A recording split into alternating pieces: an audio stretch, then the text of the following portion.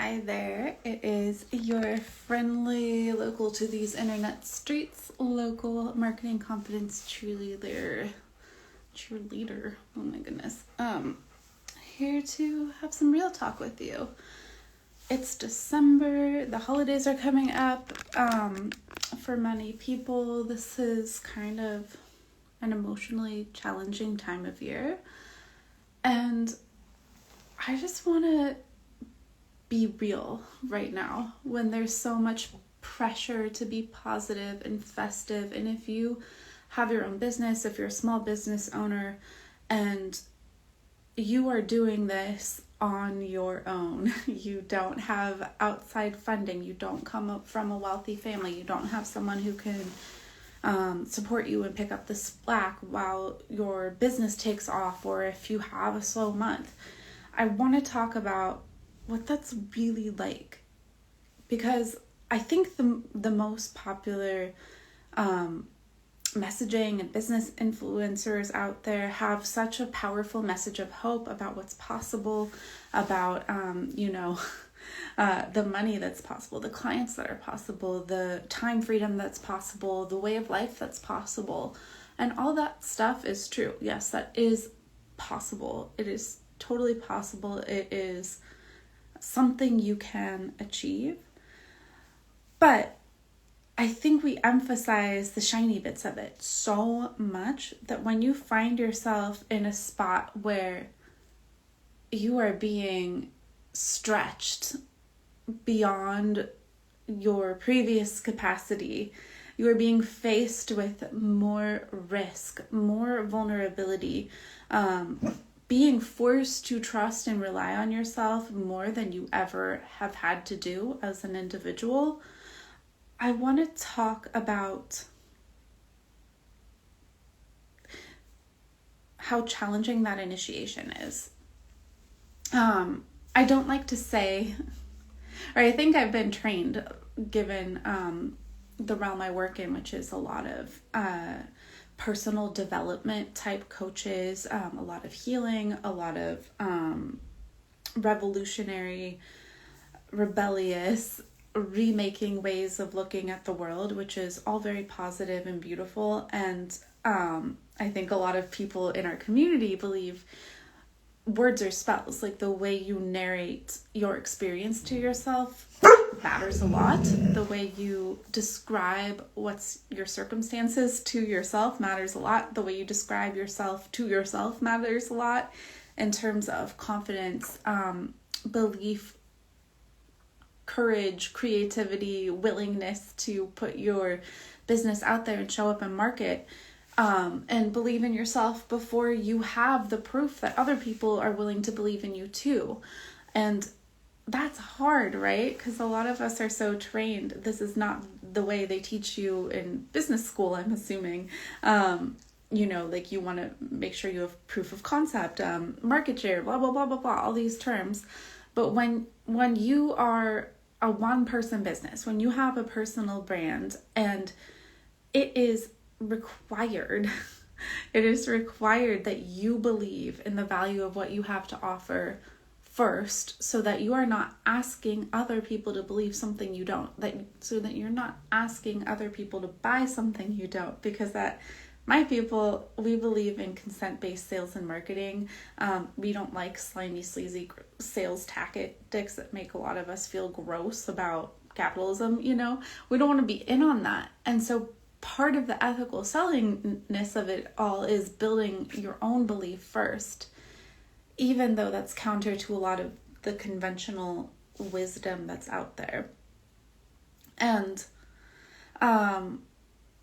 sometimes it's really painful going through this initiation and being tested and stretched for how much do you believe in yourself? How much do you believe in your work? How much do you believe in your business? How much are you willing to risk? How much faith are you willing to have? Like, this can shake you to your core in a good way. It's kind of like how in nature, I'm not talking about like stupid man-made forest fires, but in nature, there is a reason why forest fires are a thing that exists and ultimately preserve the health of a forest. Like, some plants only grow in the aftermath of a fire, right? Like, there are many things in nature that require destruction in order for the emergence of something new and beautiful and healthy. And I think when we're going through the forest fire of it all with our self-concept, our identity, our belief in our business, there's so much of the positive aspect, of the hope, of the shiny, of the bright, of the stay in the positive mindset. A lot of us think that going through that emotional forest fire, these emotional forest fire moments in our business, means something's gone horribly wrong. We failed. We're not the kind of person that gets to have our manifestations manifest. We're not the kind of person that gets to have what we want. We're not the kind of person that gets to stop settling and accepting a life where there's less fulfillment, less joy, less pleasure than we've had the courage to realize we actually want. So I want to talk about the forest fire of it all. To just, if you're going through that now, to let you know you're not alone. You haven't done something wrong. And I want to bring up that meme you've probably seen where let yourself have a breakdown as a treat. And I'm saying this as someone who is emerging from like a kind of emotional forest fire in terms of my identity as a CEO, my capacity to handle challenge and risk. And I just want to let you know a way that's helped me to get through it. So I'm talking about a launch that I poured a lot of love and effort into, and was expecting to go well, didn't go the way I wanted. And I'm resilient, I'm adaptable, I'm going to be okay, I'm going to figure out a way to pivot, and it's going to be okay. But it's put me in an unexpectedly scary financial position. And I've been doing so much work as a person, as a leader, as a CEO on my capacity to treat myself kindly through challenges, to continue to trust myself when things go wrong, and to, in general, have better coping mechanisms, better emotional capacity to handle it with grace, with integrity when things go sideways, and really sideways. And the truth is, I haven't been tested like this in a really long time. And I was able to handle it with the new skills I've been building like for a while, and then I reverted right back to my old ways of coping, which isn't great, which is the overworking, the trying to achieve some sense of control through just doing stuff, and refusing to let myself rest until my body shut down. And somehow like my old programming was like, well, that's what you do. That's the thing you do when you're scared about money, when you're scared about whether anyone's going to think you're good enough, is you like kill yourself to prove yourself, and maybe someone will give you a cookie based on merit, based on rewarding you for going above and beyond, for working so hard you literally hurt yourself, which is not a thing. That is not actually a thing. Like, people, you don't get rewarded for hurting yourself. Ultimately, you don't. And so I had to actually like, as scary as things were, as much as I was doubting myself, as much as it felt like this Mercury retrograde, like literally everything was going wrong at once, as much as everything felt out of control and chaotic and uncertain and scary,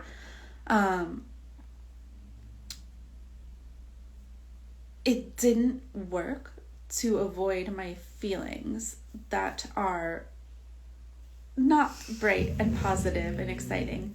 Like, it didn't work to pretend the depression and anxiety and the fear weren't happening. It didn't work to pretend like my self-doubt wasn't happening. It didn't work to pretend like my imposter syndrome wasn't happening, because all of those powerful physiological reactions in my body were there and being loud because they wanted me to acknowledge how I'm feeling. They wanted me to stop and tend to the tender animal of myself. They wanted me to pause, to resource myself so I can handle this and like with greater intelligence, with greater strategy, with greater creativity. When pausing in the midst of what felt like out of control chaos felt like the absolute scariest thing I could do, because that is a huge act of trust. That is a huge act of faith, because the first way of coping with it assumes it's all on you. Your business is only going to work. The money's only going to come in if you are doing everything perfectly, which is not how money works, because at some point we got to trust other people. We got to trust the work. We got to trust the reason we're called to do the work. We've got to trust our creativity for what we're putting out there and how we're inviting people in. We got to trust at some point we don't have to, like, I don't know sports, but there's other guys besides the quarterback on a football team, right? Like, there are teams, there are other players. You are not having to do everything yourself. And pausing when you need to, resting when you need to, making room for other people to pick up the ball is so essential. Is so essential. Even if it's chaotic, even if it's scary, even if you don't know your next move. I'd actually say especially then, that's what's important. So my pivot is still cooking up there, but I am so happy I finally just let myself have a little tantrum. Just let myself have a little tantrum. Just let myself go to all the negative places and just listen and just get it out and just get it out of my body.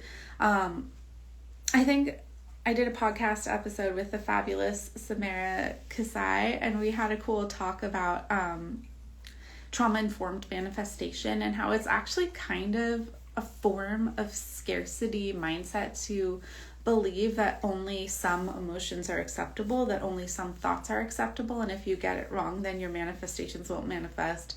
Abundance isn't possible. And so I was reminded back to that episode we did together, and I was like, okay, I wonder what would happen if I just let myself go there, if I just let myself go dark, if I just let myself feel it, if I just let myself be as negative Nancy as all these competing emotions in me wanted to be for a minute, if I let them shout it out for a beat, if I let them cry it out for a beat, if I let myself go to all the limiting beliefs and negative places and just to get it out of my system. And you know what? It freaking worked. Like, after I let myself do that, the lightness I feel today, the relief of the burden that I have to do it all on my own, that I have to figure it all out right now, that I have to figure out the next move right now, it's gone. It's freaking gone. I'm actually going to mostly take today off. I'm going to go horseback riding. I'm going to treat myself to a really nice stretch session. I think I'm going to cook something delicious. I think I'm going to journal. And I will be back to business tomorrow. But I know it's going to be okay.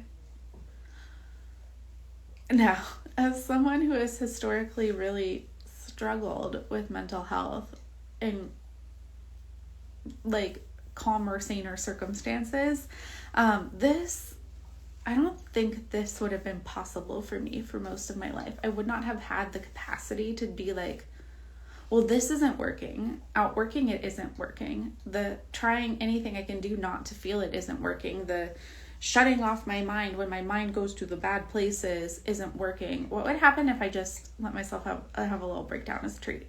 If I just let myself tantrum until I got tantrumed out and I was ready to attend to other things?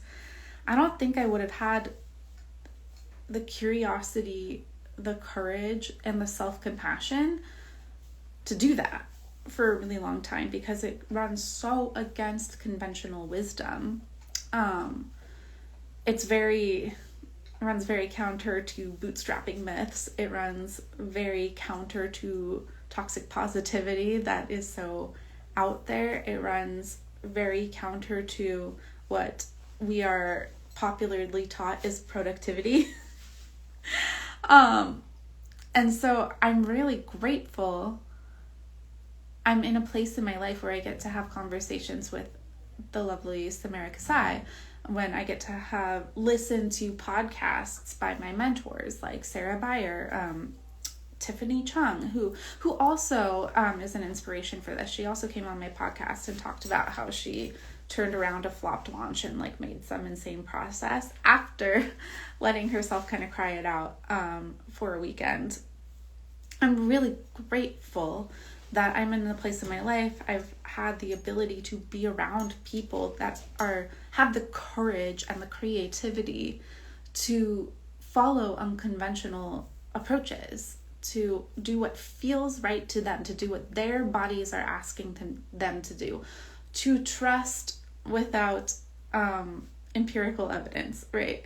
And to have so many examples of how things work out for these incredible leaders when they are able to trust themselves to that extent. Because without their example, I wouldn't even have thought to try this for myself. I wouldn't have thought to experiment it for myself.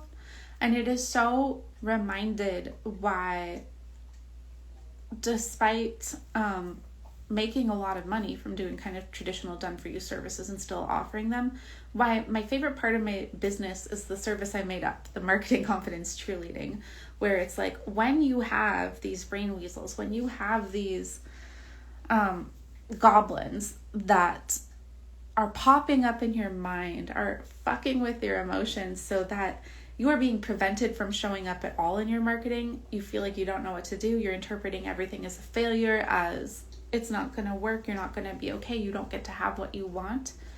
You have someone to talk to that can help you handle those demons in a loving and kind way for yourself, and then get you to the point where you haven't stuffed and bottled them away and avoided them and pretended they're not there and used unhealthy coping mechanisms to ignore them and get back to work. But you've handled that with compassion, with integrity, with love within yourself. And because you've attended to that part of yourself, you've opened up the ability to access your enthusiasm, your hope, your optimism, and your creativity. And then we get to show up for our marketing. And then we show up for our marketing more consistently, with more pleasure, with more joy, with more love, with more get to energy rather than have to energy, which means we are attracting more people in. We are attracting more people in by our trust and belief in ourselves, in our calling, in the work. It's really hard if you're a person like me who has a lot of those brain weasels coming up because of conditioning.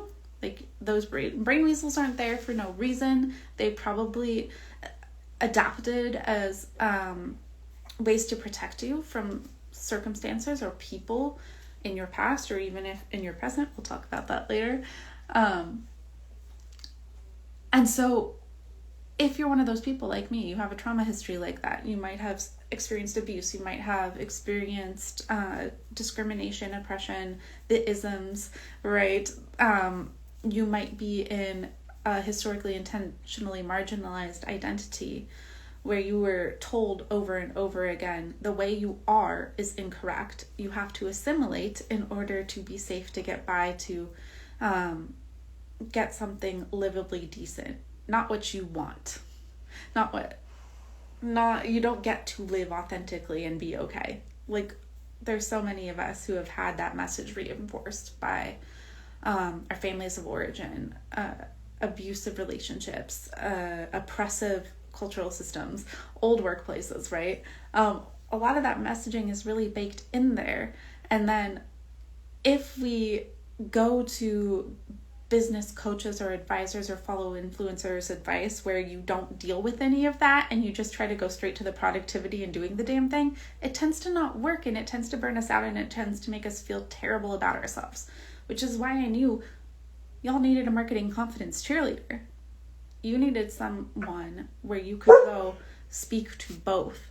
You could go speak to both. You needed a community. Everyone who's in my one-on-ones or who joins my membership gets access to the squad, which is a whole crew of amazing black sheep business rebels who are doing incredible healing of themselves and their communities through their work, so that you have access to people that are going to inspire you to approach your challenges and hold yourself through challenges, even really scary, hard challenges, in a new and different way that is kinder and keeps you able to access more of the good stuff within yourself, and stops trying to have you stuff away the hard emotions in your body, because those have to go somewhere. And if you're not going to deal with them and listen to them, they can come out in not great ways, like in my case, chronic illness, chronic pain.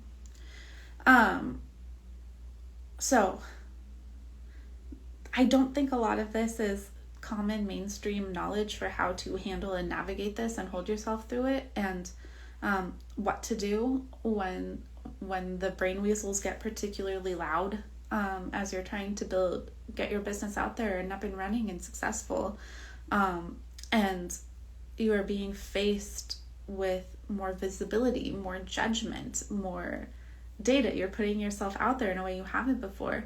It is so important that you have access to people who are going to inspire and support you in nurturing yourself and holding yourself in a way that is healthy and kind, and feeding into your ability to access your hope, your belief, your faith, and your creativity, and not feeding into your doubts or telling you to just go back to a job you hate because that's better, or do things that go really against your desire and your knowledge of what is best for you, what is best for your money, what is best for your people. So that is to say, if you are finding yourself in a moment like that, support is available to you. I offer one-on-ones. I offer the squad, which is my group membership for marketing confidence cheerleading. The squad annual and 6-month memberships are on sale through the end of 2024. But even so, it's pretty accessibly priced compared to a lot of other business coaching programs out there. So I highly recommend you check it out. You can always DM me. If you do not currently have the budget to access that support yet, please check out my podcast, The Irresistible Marketing Pod. We talk about these issues a whole lot. And my newer YouTube channel at Marketing Confidence Cheerleader on YouTube, where you can get more conversations and talks like this. And I would love to support you in any way you need. Always feel free to DM me. And otherwise, if you've been running from the scaries and it's not working, let yourself have a breakdown as a treat.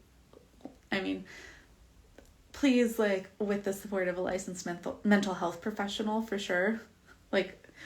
Make sure you have support and you're not going to a place where you can't handle it on your own. Please get the help you need. But if you need to let yourself cry for a weekend, if you need to have a little tantrum for a weekend before you can get back to business, if you need a few days, if you need a week off, if you need some time to process the emotions you've been running from, maybe you need a little breakdown as a treat. Maybe you'll need to get it out. And once you get it out, you will have the space to approach it with a greater sense of calm, a greater sense of ease, a greater sense of hope. All right, let me know if this helped. I'd love to hear your feedback, and I will talk to you soon. Bye.